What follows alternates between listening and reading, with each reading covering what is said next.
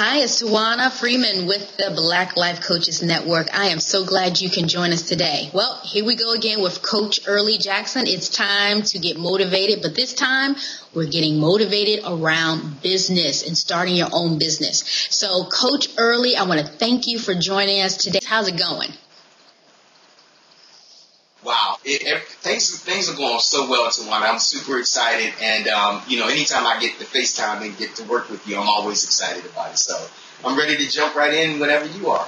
Okay, good. So today the topic is, again, business startup. Getting, in today's market, it's very difficult right now for a lot of people to actually find jobs. And a lot of people are in career transition. And so what I wanted to do is talk with you because I know that you're a successful business owner, having your coaching practice.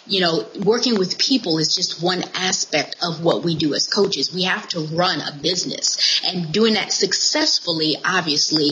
And so I wanted to use you as an example today for some of the significant steps you can take in order to kind of start that business idea and get it moving in today's market, because we know it's challenging. And so if there is an entrepreneur looking right now at this video, I want to stir them up, Coach Early. I want you to give them some tips, I would say let's give them 5 key steps that they can take right now in this market today and starting the business. So I'm going to turn it over to you.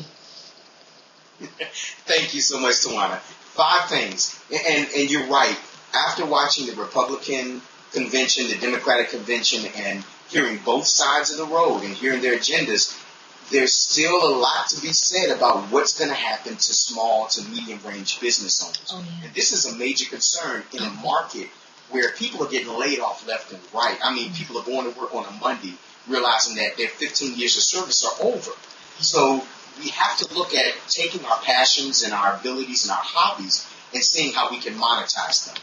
Yes. If I could give you 5 things that really that business owners or potential business owners can take heart and really prepare for, I think the first thing would be to examine their motives. Now, I've done a lot of transitional coaching with people who were in their cubicle and they wanted to go to a corner office, or they wanted to go from that corner office to their own business. Yes. And one of the first things I do is ask them why. And they're usually thrown off because they come into a coaching session, they're excited to want to, they got the name, the Lord then gave them the name of their business, and the colors of the office are going to be blue and yellow, and all those are aesthetic things. And don't forget the logo. They already got the logo design. Oh, yeah, I got my logo already. My cousin's sister's nephew's brother does logos. That's wonderful. Right. But beyond that, I want to ask them why. Because I found out that when you understand your own motives, that sustains you in tough times. If you don't have a strong enough why, how doesn't even matter. Absolutely. And I actually coached the person and told them as a coach, I would suggest they don't start a business right now, because their only motive for wanting to start a business and leave their job was they didn't like their manager, or they didn't like being told what to do. This is so incredible because not liking where you work is not a viable enough reason to start a business. You have to have a why. What is your service? What are you going to do? Who are you going to do it to?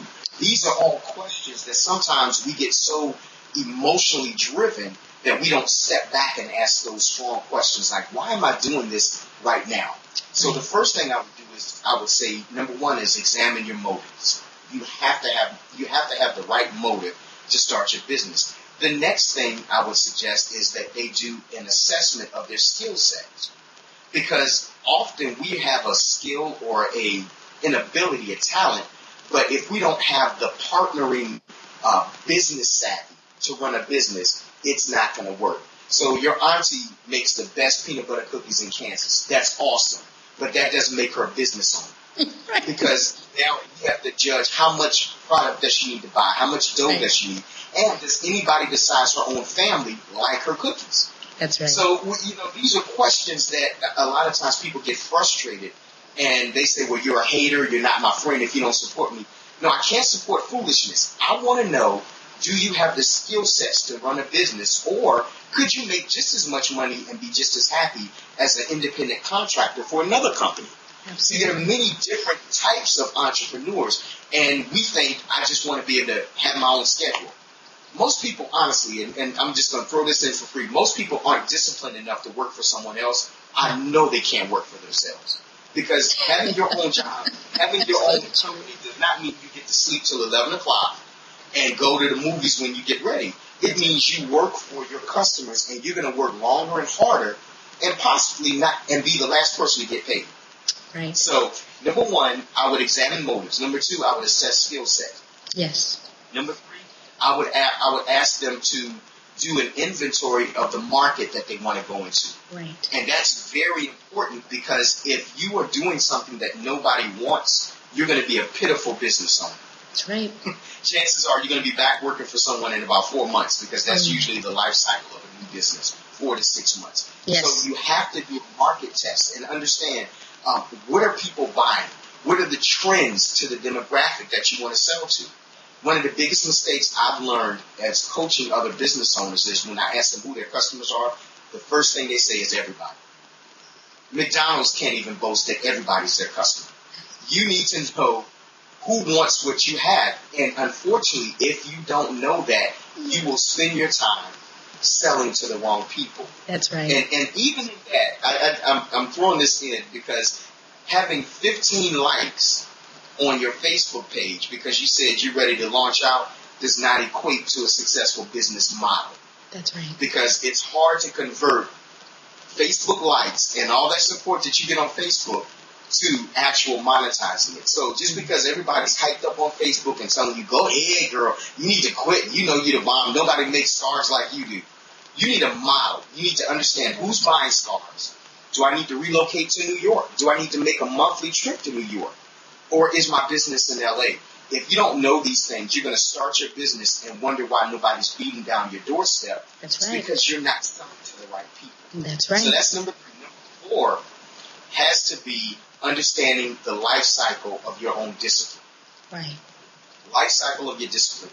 My wife and I went to the movies a couple of weeks ago, and we saw this movie called Lawless, which was an incredible period piece with the guy Shay. I can't even pronounce his last name, but it was an incredible movie. And there was one quote that stuck out to me in the whole movie, and it's funny because when the guy said it, she looked at me and said, "Do not tweet that in the movies." Because she knows me. When I hear something, I got to tweet it so I can remember. But the guy says, there's a discourse they're talking about violence. And the older brother of the main character says, violence is not what separates men. What separates men is the distance they're willing to go. That blew me away, Tawana.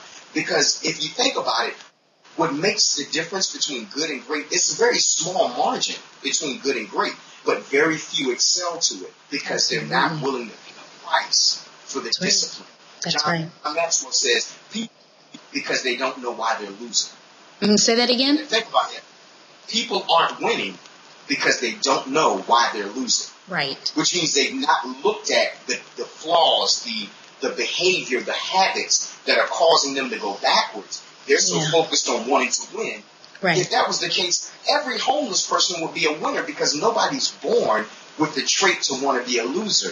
But the difference between good and great, between Walmart and a mom and pop, is the distance of discipline a person is willing to put themselves through. A regimen, a habit. I love that word habit because in the Latin, it literally means this is who I am and this is what I do. Mm-hmm. Habit in the Latin means this is who I am and this is what I do. The crazy thing about it is we want to win, but we're not willing to make the habits available to do what we need to do. Mm-hmm. And so let me recap because that's number 4. So the first thing was that we need to have the right motive. Yes. The second thing is we need to do an inventory of our own skill sets. The third thing is we need to understand our market. The fourth thing is we need to make a distinctive decision for discipline. A distinctive decision for discipline.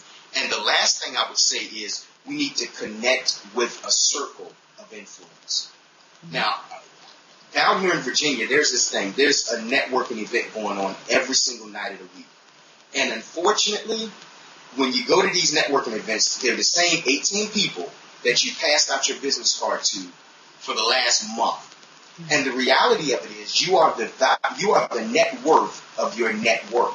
So if you want to advance in any industry, you need to connect with people that are moving in that industry.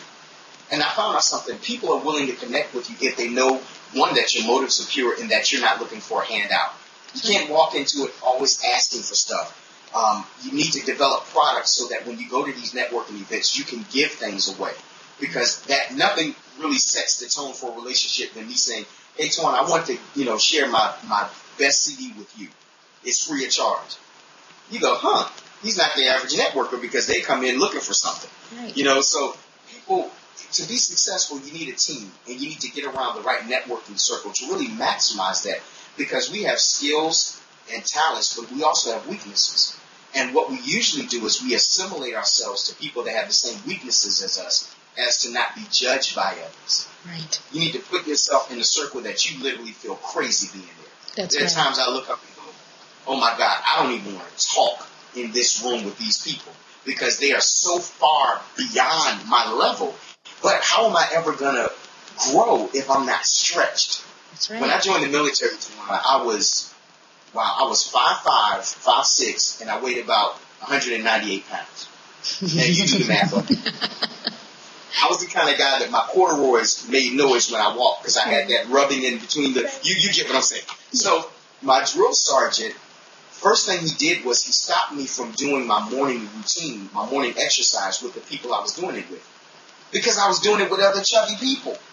Because we ran the same pace. Right. He put me with some of the fastest people in our platoon, and I thought they were going to kill me. But little by little, what they did was they stretched me out of my comfort zone. Right. And I ended up losing about 36 pounds in 8 weeks at boot camp.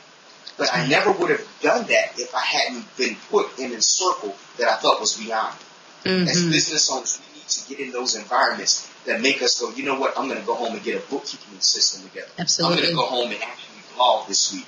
I'm going to do some things because this circle, they're not playing. That's right. And I believe that those 5 things are really the core things that make a business successful. You're going to have some ups and downs. You're going to have some trouble. But if you can outlast your situation, you'll be fine with those 5 principles. So I hope I answered it. Oh, no, you answered it. You did a fantastic job in delivering the information because every last one of those things you can relate to. It's easy to understand. And I'm going to tell you something.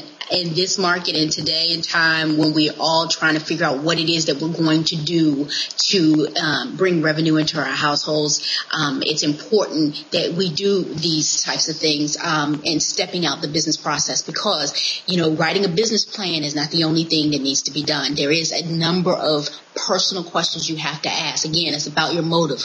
That right there is being the number one. Why you're doing this, obviously is critical because you can write the plan, but the plan won't match your passion.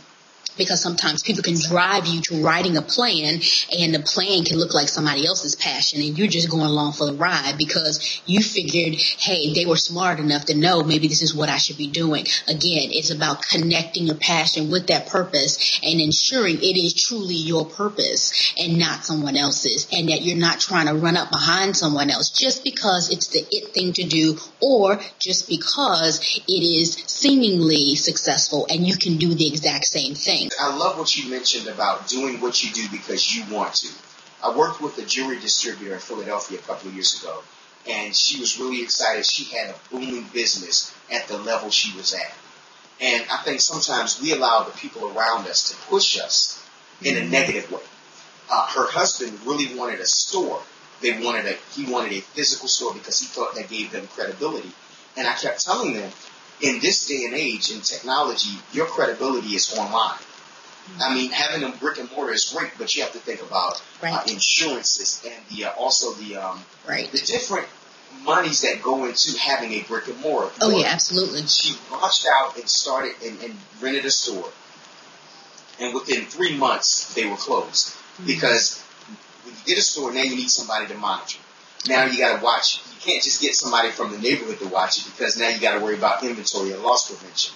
She was losing money because she was no longer as attentive to her online clients as she was able to be in the past. Right. So we have to really examine, even when growth is available or a new opportunity opens up, just because it comes to your doorstep doesn't mean you should jump on it. Absolutely. I think as business owners, one of the biggest things we need to do is really slow down and remind ourselves why we started doing what we did in the first place. Absolutely. Not moving too fast. Slow and steady is the way. And there's a huge difference between the growth and the swell. If your foot grows, that's a good thing. If it swells, you don't go buy new shoes because you say this is only going to last for a little bit. It'll go down. And generally, when we get a swelling and we start recalibrating ourselves, we end up in the negative more often. I got to give you to you. As always, Coach Early, I thank you so much for giving us those key points, your words of wisdom. It's always a little bit of comedy in there. I laugh a lot of times my way through the discussion. I laugh at myself all the time. Because stuff is funny, but at the end of the day, you're learning in laughter, and I appreciate your style. I do. So please, I can't wait to have you back again. Again, we're talking about another hot topic. So this time we're talking about business. We may continue talking about business because we know you are a successful businessman. You and your wife are running a fantastic coaching practice, and there are other things that you've done over your years of experience. So again, I love learning from you, and I know our viewers do too. So thank you for your time. Thank you so much, Tawana. Have a great day. You too.